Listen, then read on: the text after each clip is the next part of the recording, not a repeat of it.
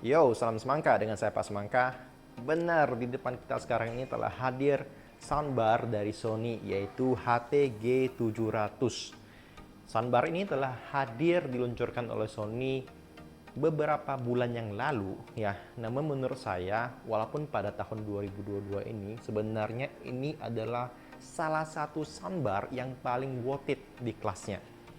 Soundbar ini support Dolby Atmos ya, dan sebenarnya secara fisik hanya mempunyai channel 3.1. Namun menurut Sony ya, mereka bisa membuat suara yang dihasilkan dari soundbar ini menjadi surround seperti 7.1. Nanti kita coba lihat.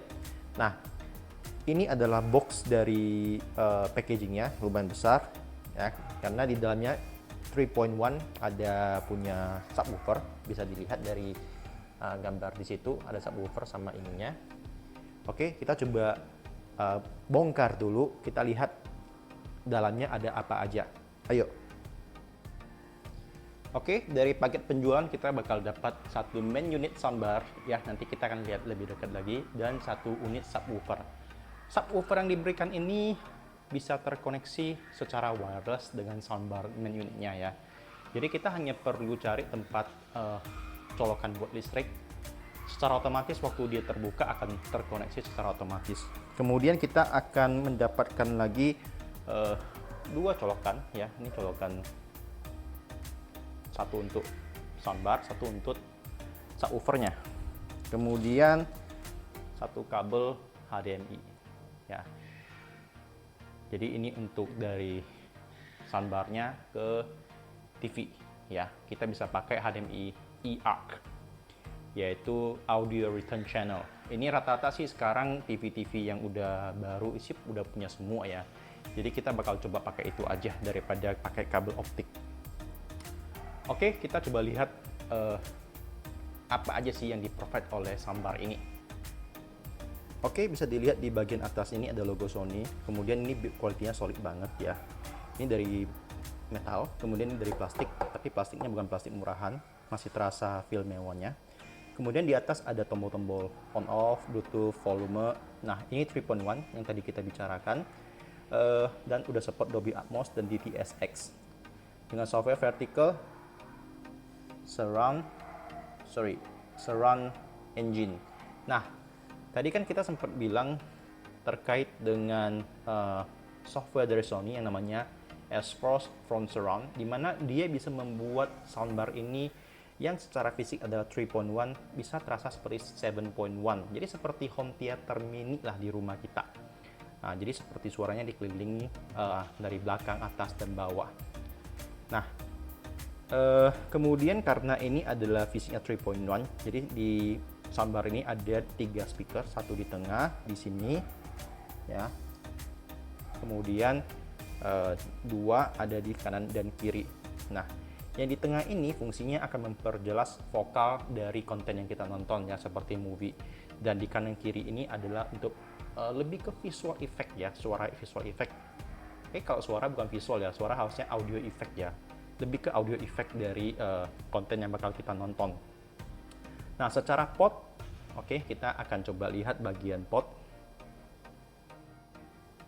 Pada bagian belakang bisa kita lihat ada HDMI out ya, ini yang support eARC. Bagian ini yang akan kita sambungkan langsung ke TV yang mempunyai HDMI eARC juga. Kemudian di atas ada USB port, ini adalah optik. Kemudian yang di bawah sini adalah HDMI in ya, jika kita perlu seperti mungkin TV box ataupun PS5 ya mungkin. Kemudian yang di bagian sisi kiri ada lubang power supply. Nah, di bagian belakang juga ada lubang untuk kita mounting di dinding kalau kita perlukan. Namun perlu diingat, pada paket penjualannya Sony tidak memberikan kita wall mount. Jadi kita harus beli sendiri ataupun pakai paku ya. Misalnya ada yang demikian. Ini adalah main unit dari soundbarnya. A few moments later. Jadi itu hasil setup saya untuk soundbar Sony. Bisa dilihat di depan kita ada TV dari Samsung, kemudian soundbarnya langsung dikoneksi ke TV lewat port eARC. Jadi di belakang situ ada Apple TV. Apple TV itu saya sambungkan HDMI-nya ke input HDMI di soundbar. Kemudian dari HDMI soundbar, outputnya baru masuk ke port HDMI eARC-nya Samsung TV. Ya, jadi bisa dibilang Apple TV-nya terkoneksi melalui soundbar pass-through ya. Jadi pass-through lewat soundbarnya Sony. Nah, bisa dilihat di sini kalau kita buka Apple TV ya, beberapa title bisa kelihatan bahwa ini sudah support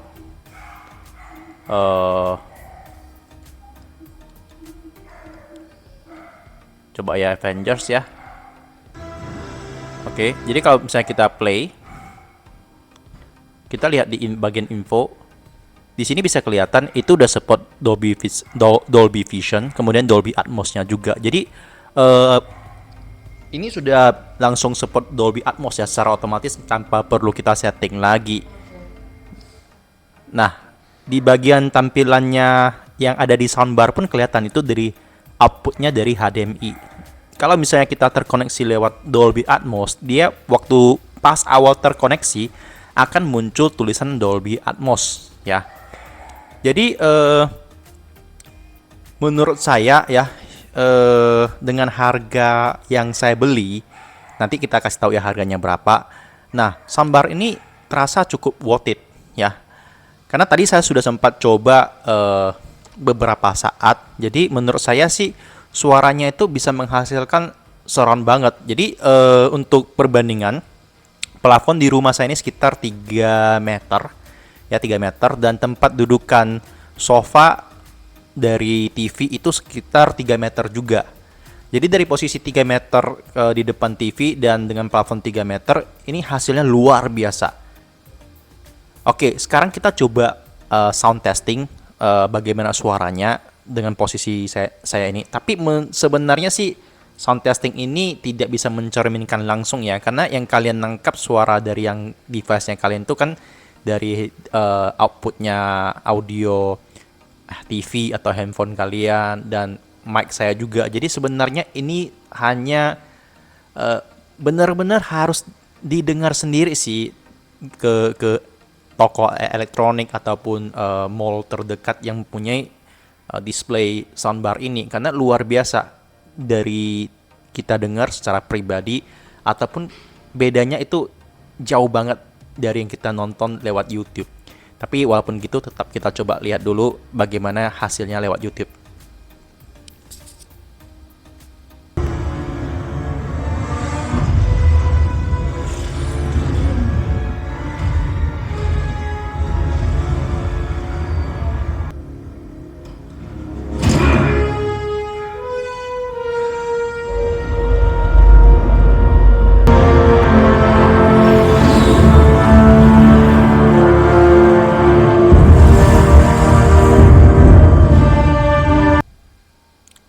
Oke, jadi itu tes sound dari suara soundbar yang dihasilkan tadi.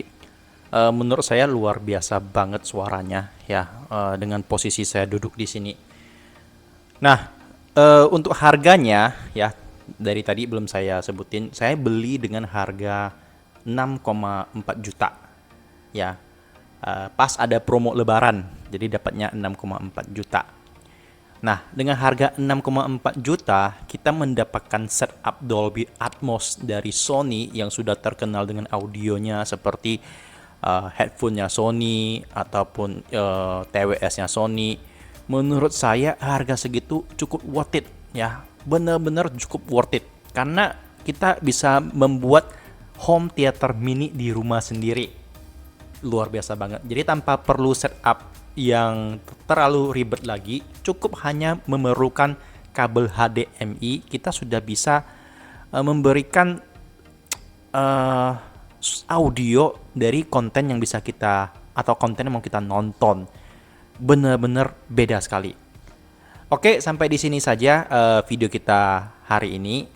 Like video ini kalau suka dan ingat subscribe ke video kita untuk membantu kita menumbuhkan channel kita. Sampai ketemu di video selanjutnya. Ciao.